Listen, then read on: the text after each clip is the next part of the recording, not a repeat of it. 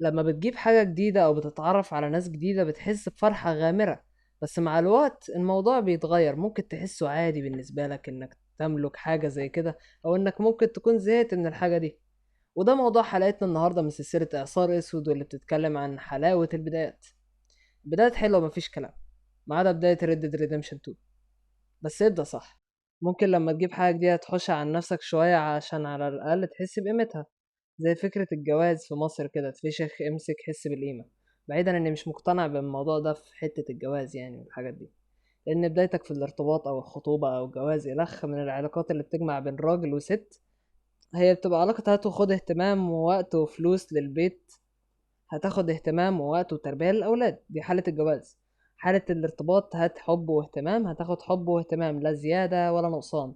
ممكن الشخص يكون عنده عدم ثقة في النفس، ودي هتبقى مشكلة لأنه عاوز اهتمام أكتر.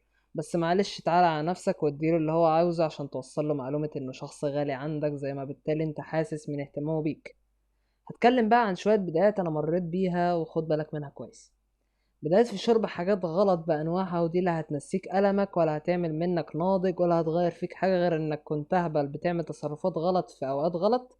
لا أهبل مريض بالسرطان أو بضيق في الشرايين بيعمل تصرفات غلط في أوقات غلط. بس بدايتك في حاجة زي التدخين مش بداية حلوة خالص، لو بدأتها انهيها بأقل الخسائر. بدايتك في الكلام مع البنات خاصة لو متجوز أغبى من أول نقطة اتكلمت فيها.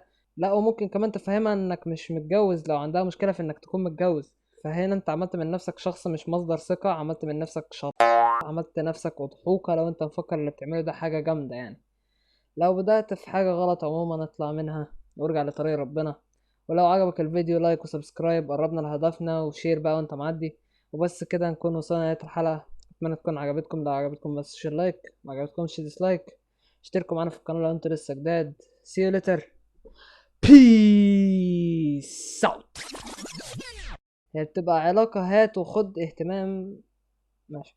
هي بتبقى علاقة خد هي هي بتبقى علاقة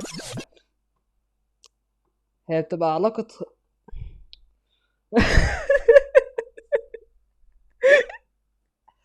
هي بتبقى علاقة